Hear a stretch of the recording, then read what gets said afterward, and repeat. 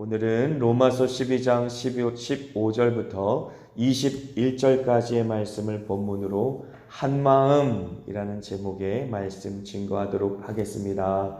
로마서 12장에 들어가면서 이제부터 12장부터 16장까지의 내용은 교회에 관한 말씀이다 라고 말씀드렸습니다. 하나님의 복음을 어떻게 교회 안에서 실천할 수 있을까?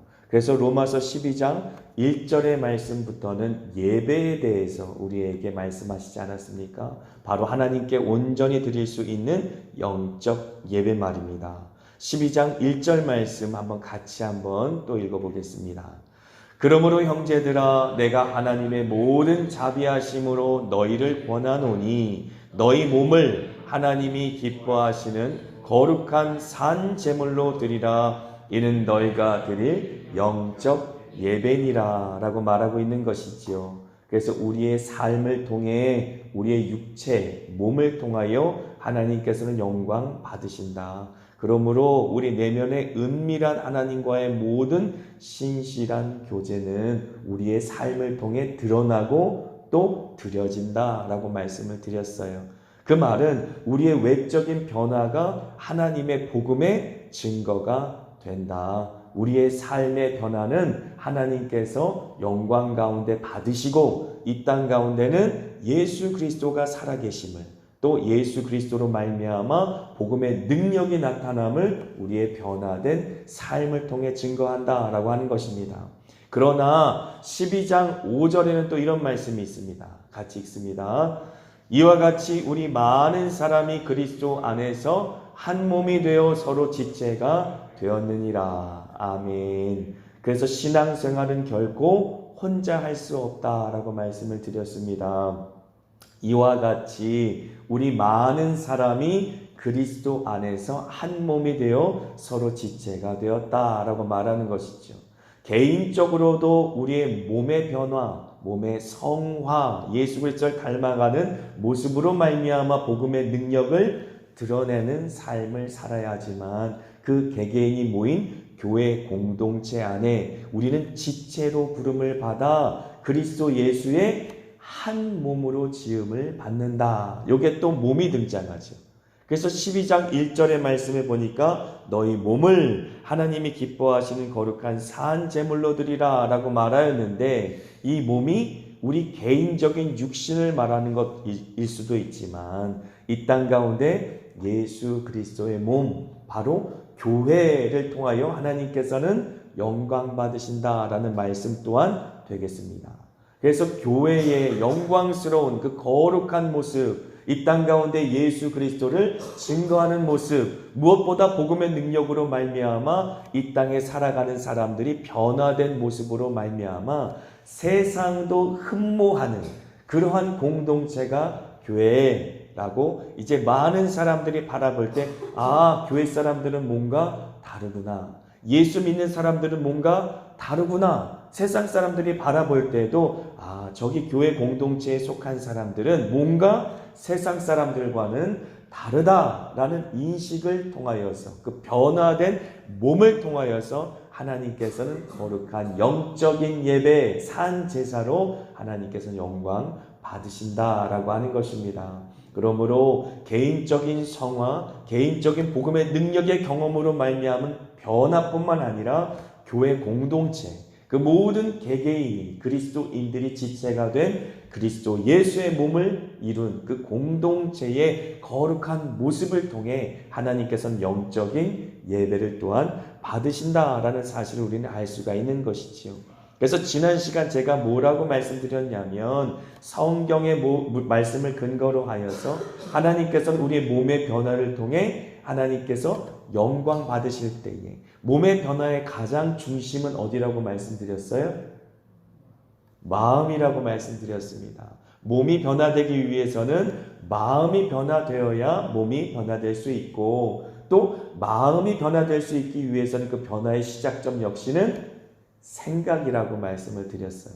그래서 이 변화된 생각을 통하여서 우리는 변화된 마음 그리고 변화된 몸까지 주님께 온전히 돌려드릴 수 있다라고 말씀을 드렸는데, 그 말씀을 그림을 갖고 틀을 갖고 그대로 오늘 말씀을 적용해 본다면 오늘 말씀의 핵심 구절은 바로 16절의 말씀이 될 수 있겠습니다.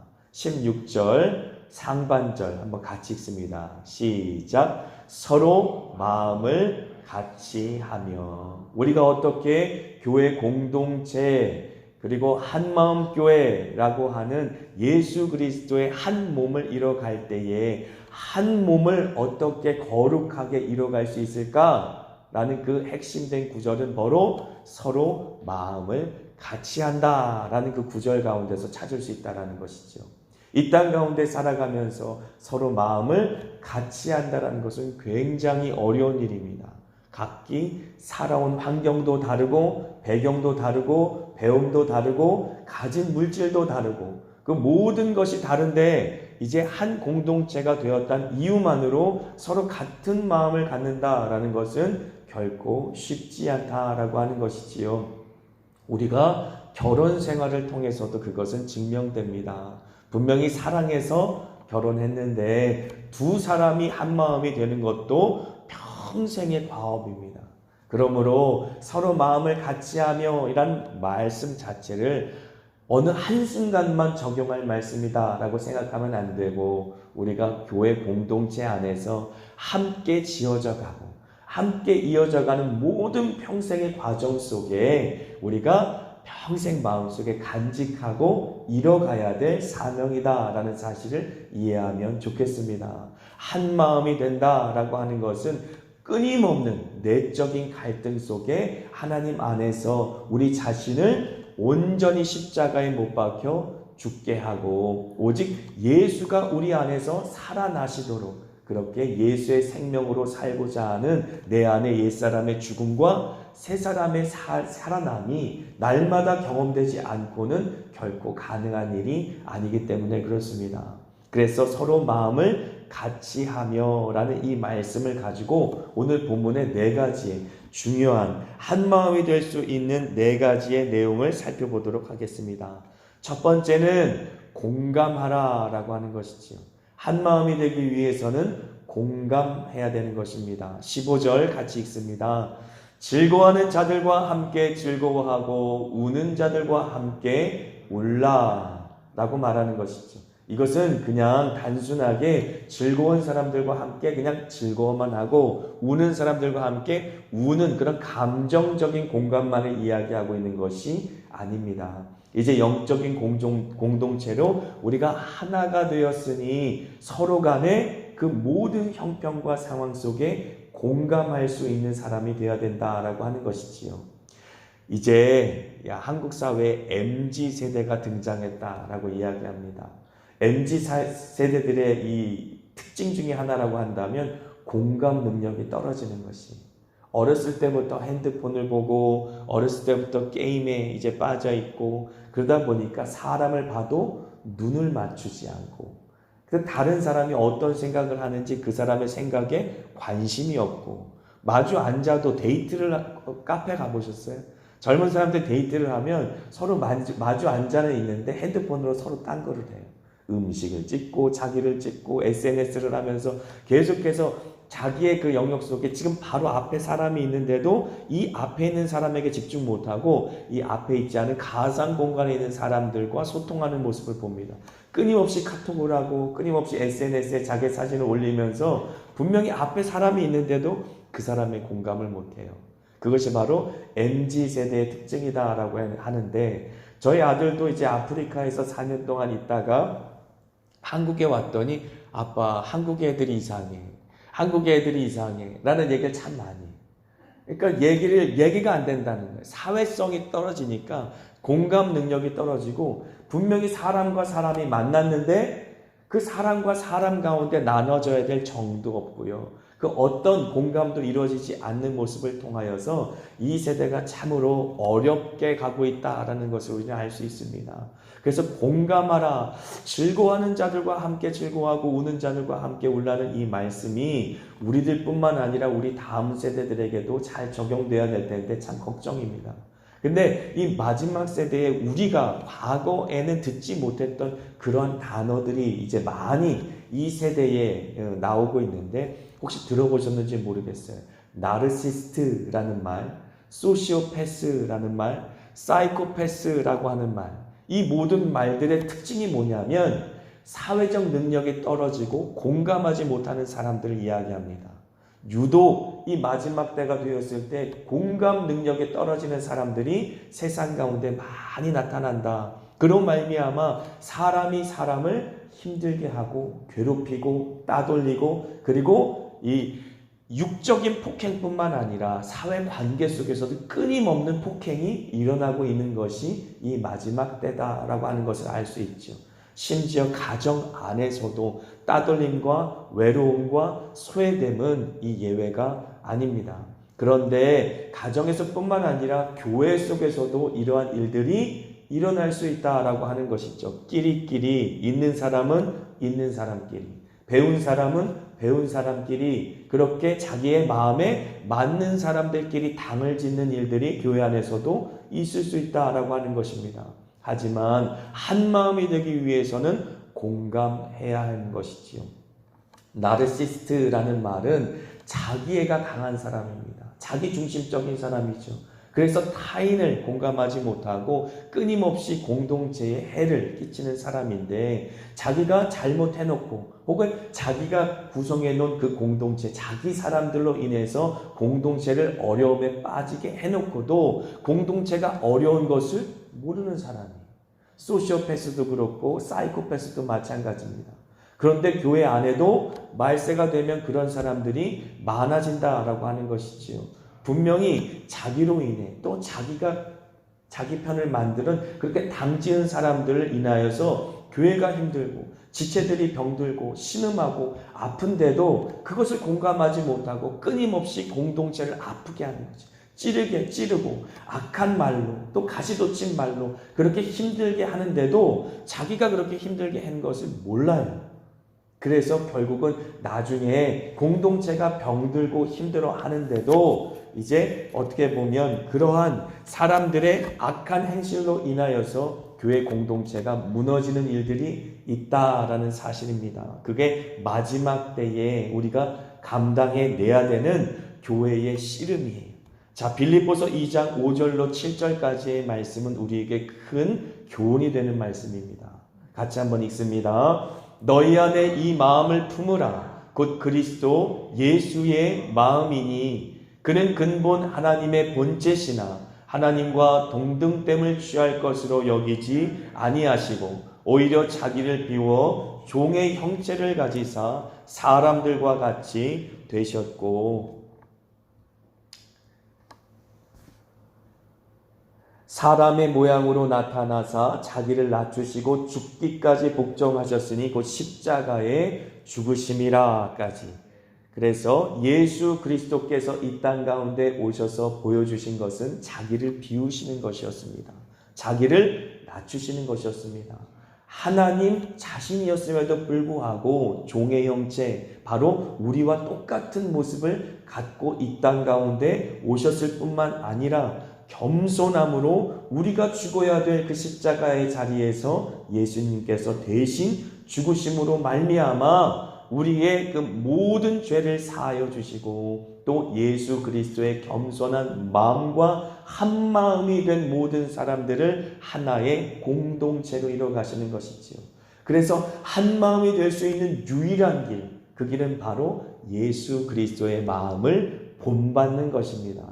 찬송가 455장 우리 한번 같이 찬송하고 또 말씀을 같이 이제 받았으면 좋겠습니다.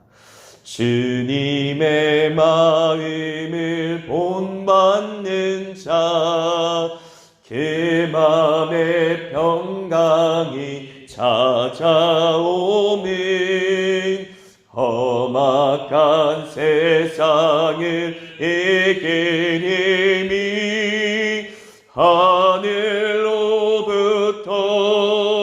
임함이로다. 주님의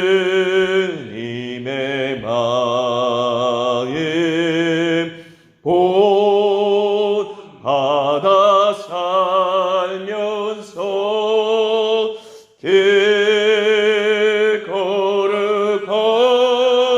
것임 나도 이르리 주 모습 내 눈에 안 보이며 그 음성 내 귀에 안 들려도 내 영혼 날마다 주를 만나 신령한 말씀 늘 배우도다 주님의 마음 본받아 살면서 그 거룩하심 나도 이르리 가는 길 거칠고 험하여도 내 맘에 불평이 없어지니 십자가 고난을 이겨내신 주님의 마음 본받음이라 주님의 마음 본받아 살면서 길 거룩하심 나도 이르리 주 예수 세상에 다시 오신 그날의 무성도 변화하여 주님의 빛나는 그 영상을 다 함께 보며 주 찬양하리 주님의 마음 본받아 살면서 그 거룩하심 나도 이르리. 아멘. 아멘. 주님의 마음을 본받아 살면서 그 거룩하심 나도 이루리. 아멘. 주님의 마음을 늘 묵상하고 우리의 믿음의 주, 우리의 믿음을 온전케 하실 예수 그리스도께 우리의 마음의 시선을 온전히 고정하면서 살면서 우리는 이렇게 한 마음으로 지어져 가고 또 이어져 간다라는 사실을 알 수 있는 것이지요. 그래서 그 마음을 본받게 되면 당연히 겸손하게 되어집니다. 그래서 두 번째는 겸손하라. 16절 말씀 같이 한번 읽습니다. 서로 마음을 같이 하며 높은 데 마음을 두지 말고 도리어 낮은 데 처하며 스스로 지혜 있는 채 하지 말라. 아멘. 이제 교만하지 말고 오만하지 말고 교회 공동체 안에서는 항상 겸손해야 된다라고 말씀하고 계시는 것이죠. 이 말씀을 묵상하면서 과거 워싱턴 DC에서 신앙생활을 할 때가 생각났습니다. 워싱턴 DC에는 많은 국제기관이 있는데 워싱턴 DC의 워싱턴 성광교회라는 곳에 일반 성도로 저희가 아직 사역하기 전에 유학 가서 성도로 출석할 때 그때 함께 신앙생활을 했던 장로님 이야기입니다. 이제 국제 무역센터라는 곳이 있습니다. 세계무역센터. 세계무역센터라는 곳이 이제 우리나라에도 무역센터가 있지만 92개국 320개의 무역센터를 총괄하는 것이 이제 워싱턴의 무역센터라는 곳이에요. 2001년도에 9.11 테러 사태가 일어나서 그 무역센터가 무너지지 않았습니까? 그 무역센터의 총재를 지내놨던 분이 이희돈 장로님이라는 분이셨습니다. 혹시 시간이 되시면 유튜브에 많이 올라와 있으니까 이희돈 장로님의 간증을 들으시면 참 은혜롭습니다. 저는 그분이 그렇게 유명하신 분인지 잘 몰랐어요. 그런데 같이 신앙생활을 할 때 새벽 기도도 같이 하고 일주일에 한 번 정도는 철야하시고 그렇게 신실하게 젊은 장로님으로 교회를 잘 섬기시는 장로님인 줄만 알았는데 나중에 알고 보니까 이제 세계 무역센터의 총재시더라고요. 그러니까 우리나라 사람으로 총재가 됐다는 건 굉장히 놀라운 일 아닙니까? 세계 92개국을 총괄하고 320개의 무역센터를 총괄하시는 분이신데 그분은 이제 38세 젊은 나이에 이사가 되고 원래 60살이 넘어야 되거든요. 근데 38세라는 젊은 나이에 이사가 되고 40살에 부총재가 되고 곧 이제 총재가 되어서 무역센터를 이제 총괄하는 그러한 이제 높으신 분이 되셨어요.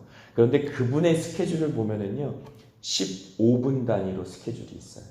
그렇게 바쁘신 중에도 새벽 기도를 항상 이제 나오시고 주일에 항상 본교에 나와서 성수하시고 그리고 일주일에 한 번은 철야하시고 그렇게 기도로 그렇게 하나님 앞에 신실하시게 진실하시게 사시던 분인데 2001년도 간증을 들으면서 굉장히 놀랐습니다.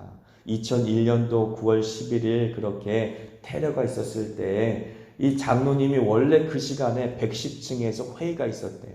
그런데 회의를 가야 되는데 아침에 식사하신 게 잘못돼가지고 배탈이 나가지고 30분 늦은 것이 화를 면하게 되었다라고 말씀하시지요.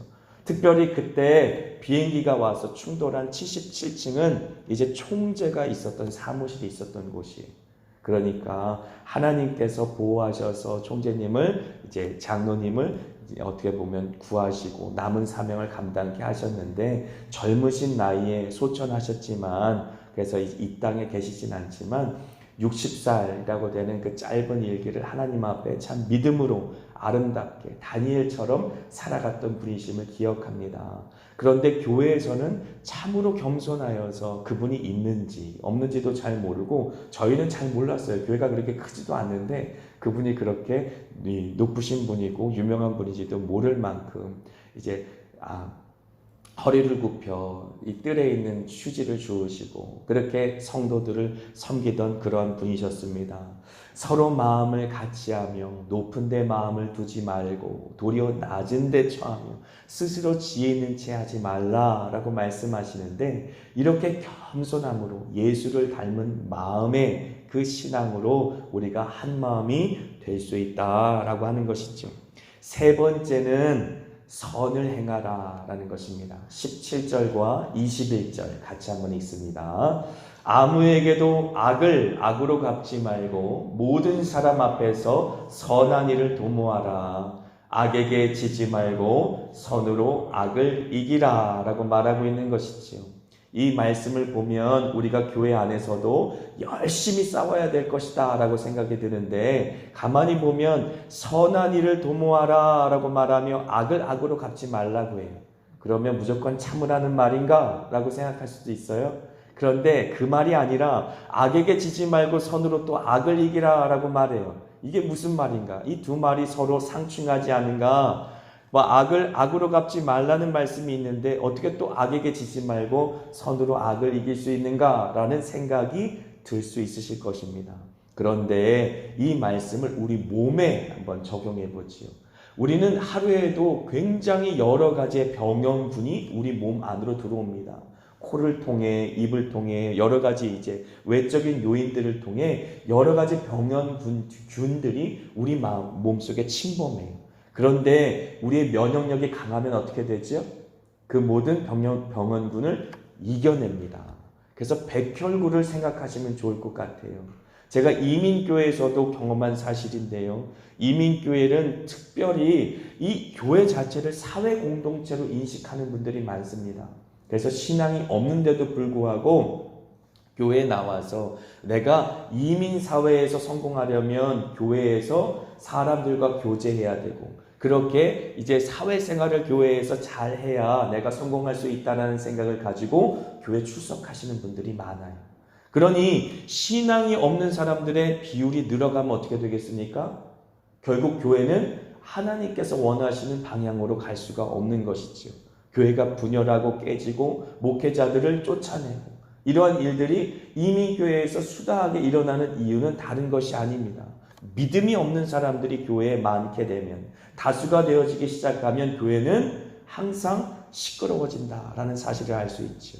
하지만 믿음의 백혈구와도 같은 기도하는 믿음의 사람들, 영적인 아버지와 어머니처럼 그 모든 이 땅 가운데 악함도 품어낼 수 있는 저항력이 있는, 면역력이 있는 신앙의 믿음의 사람들이 교회에 많으면 많을수록 교회는 건강해진다라고 하는 것이지요. 교회가 이 땅 가운데 세워졌기 때문에 이 땅 가운데 세워진 교회 공동체 안에 문제가 없을 수는 없습니다. 믿음이 없는 사람이 들어오지 않을 수도 없습니다. 그러나 우리가 항상 그 모든 것을 넉넉히 이기고 선으로 악을 이길 수 있는 방법은 주님의 사랑의 마음을 본받고 또 주님의 은혜의 마음을 소유한 믿음의 사람들이 건강하게 백혈구처럼 교회 공동체 안을 건강하게 유지해 갈 때, 그때 교회는 건강하게 한 마음이 되어질 수 있다라고 하는 것이지요. 마지막으로 네 번째는 화목하라입니다. 18절의 말씀 같이 읽습니다. 할 수 있거든 너희로서는 모든 사람과 더불어 화목하라 라고 말하는 것이죠. 하나님께서 주신 이 말씀을 우리가 지키기 위해서는 우리가 이제 함께 살펴보지 않았지만 우리 본문 안에 있는 다른 구절들을 온전히 순종해야 됩니다. 다른 구절은 어떤 말이 있냐면 이제 정죄하지 마라, 심판하지 마라, 또 원수 갚는 것이 하나님께 있으니 원수를 친히 갚지 말라는 말씀이 있어요. 그러니까 오직 하나님만이 사람을 심판하고 정죄할 수 있으니 사람들을 너의 잣대로 정죄하거나 심판하지 말아라 라고 말씀하고 계시는 것이고, 두 번째는 오직 원수 갚는 것이 하나님께 있으니 네가 친히 원수 갚으려고 하지 말아라 라는 말씀이 있는 것이, 이 두 가지를 지켜야 화목할 수 있습니다. 내가 내 마음으로 내 잣대로 누군가를 정죄하기 시작하고 판단하기 시작하고 또 더 나아가 원수를 내가 친히 갚으려고 할 때에 그때 화목은 깨진다라고 하는 것이지요. 한 마음이 될 수 있는 길은 유일하게 그 모든 원수 갚는 것을 하나님께 맡겨드리고 우리가 스스로 판단하고 정죄하려던 그 모든 시선을 다 하나님께 맡겨드려서 하나님께서 일하실 수 있도록, 하나님께서 그리고 이 교회의 주인이 될 수 있도록 그렇게 믿음으로 우리의 삶의 모든 주권을 하나님께 내어 맡기고 우리는 화목을 선택하였을 때에 비로소 한 마음이 될 수 있다라고 하는 것이지요. 그래서 네 가지 뭐라고 말씀드렸냐면 다시 한번 말씀드립니다. 공감하라. 두 번째는 겸손하라. 세 번째는 선을 행하라. 네 번째는 화목하라. 이 네 가지로 말미암아 우리는 한 마음이 될 수 있는 것입니다.